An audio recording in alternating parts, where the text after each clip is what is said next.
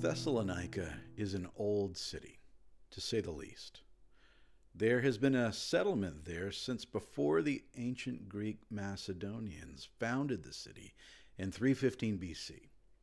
It's located along the coast of the Aegean Sea in modern-day north-central Greece. As is the case in so many ancient towns of this region, Thessalonica was a mishmash of religious and spiritual experience.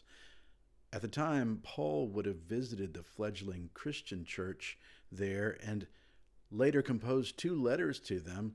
It was a cosmopolitan port city that was vibrant and diverse. Indigenous practice would have been mixed with Greek and Roman beliefs.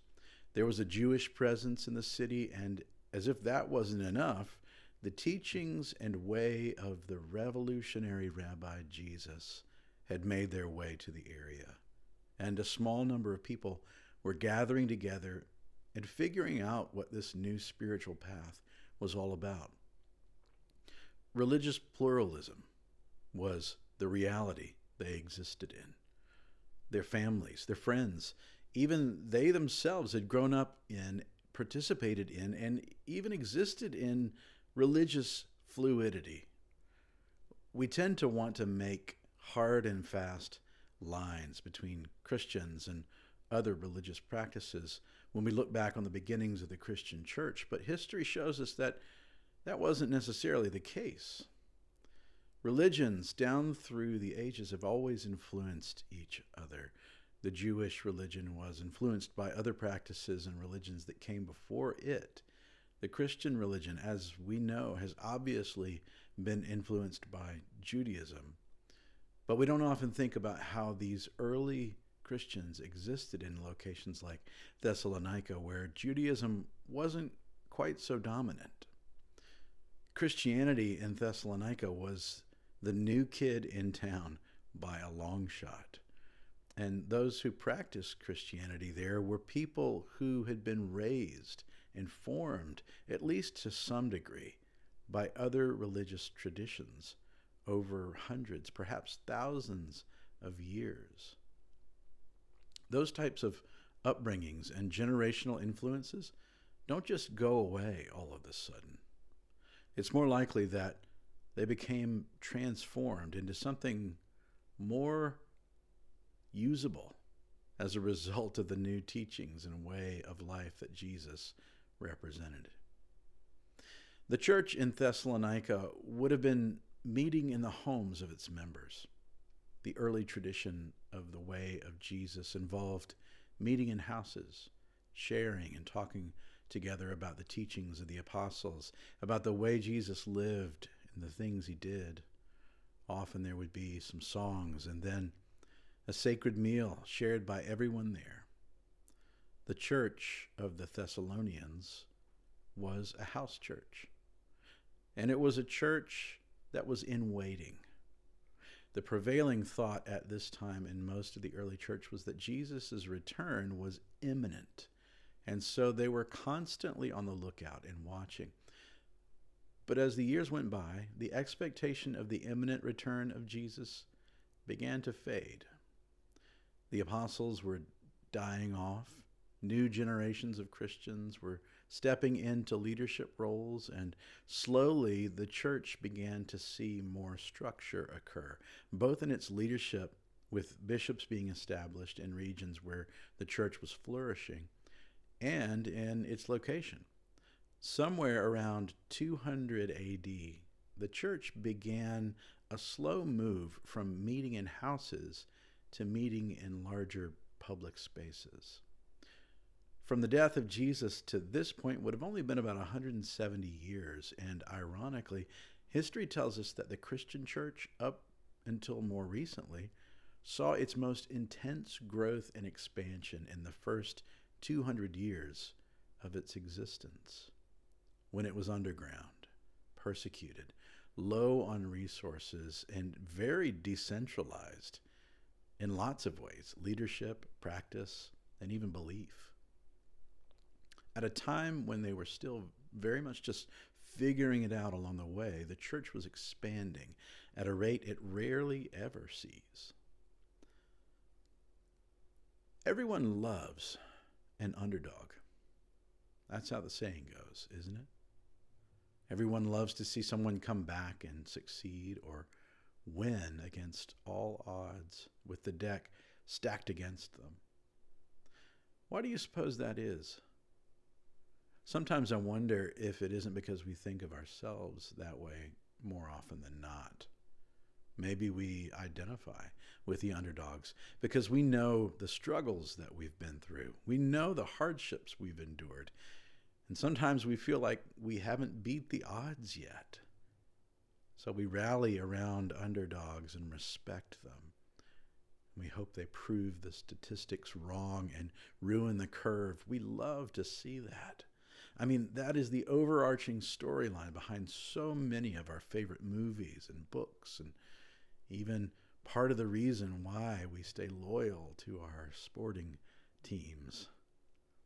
There's part of me that wants to see the early church as an underdog story, coming back from what looked like a defeat with the crucifixion of Jesus and flourishing in spite of persecution, extremely thin resources, internal disagreement, and all the other challenges that faced them. But I'm not sure that's the whole story. Paul had come to Thessalonica to help establish the church there.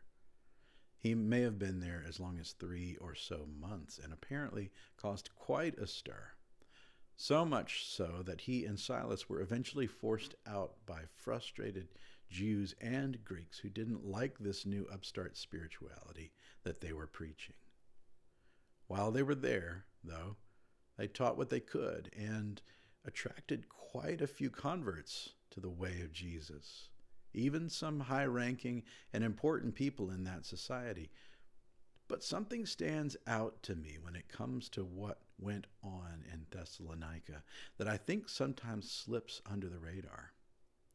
Ultimately, Paul moves on to visit other communities, but as we know, he wrote letters to the church at Thessalonica after hearing the report of Timothy and Silas, who he sent back in order to check on the believers there. And the report he got back was the genesis for writing 1st and 2nd Thessalonians. Against all odds, they were thriving. People were being changed inside.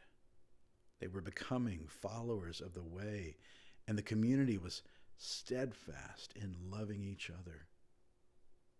What could Paul and Silas have possibly said that would translate in such a way as to motivate them to come out on top in such a hostile environment?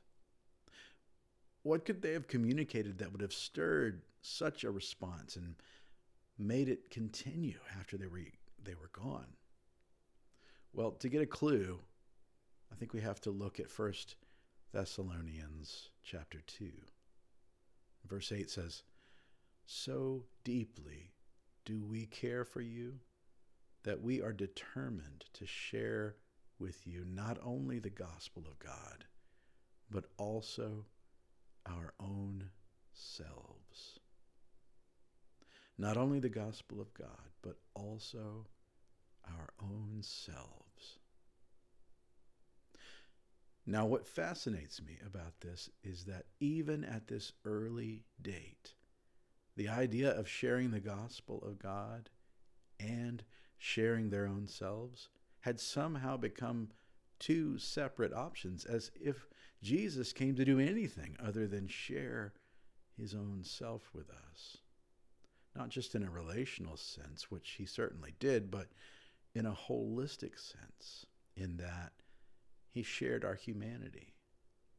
Jesus was a human, like you and me, who experienced union with God, the essence of the universe. And by sharing his own self with us, he showed us the possibility that we too were meant for union with God. Yes, Jesus healed the sick. Yes, he did miracles. Yes, he raised the dead. But those things are not what the gospel is about. The gospel is about the hope that we were meant for more than just the dash between two dates on a tombstone. we've been shown that there is more to living. And specifically, that means the awareness that God is in each and every one of us, redeeming the world through the Christ in us as we discover this divine love at work, first in ourselves. And then once we see it there, our eyes are opened to the depth of God's love at work literally everywhere we look. Finding God is not about looking for God somewhere out there. Finding God is about removing the blinders on our hearts that keep us believing God was anywhere else but here in the first place, before we knew form or substance. The gospel says, you are not alone.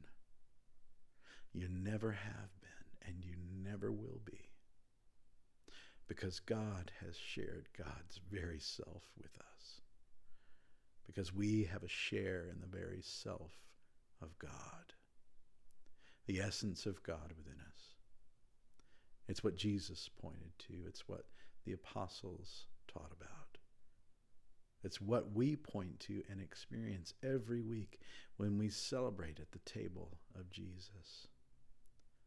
And it's what you celebrate every time you share your very own self with someone else.